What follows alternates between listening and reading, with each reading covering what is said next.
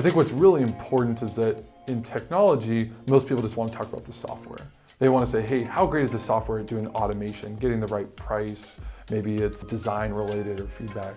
But in manufacturing, this world's complicated. It's messy. It's custom in every form of the word. And so we really believe that automation isn't truly around saying, do you have 100% automation where the machine's doing all the work? Automation for us is this combination of human plus machine, in that what you want is to build a beautiful system where the machine does the repetitive work, the heavy lifting, but the human should do all the creative side.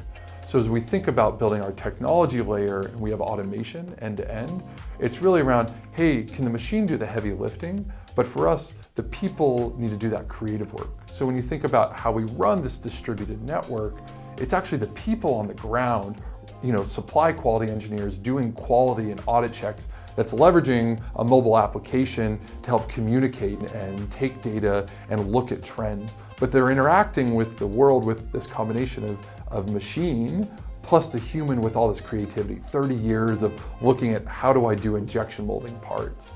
And I think you need this level of sophistication to do manufacturing really well.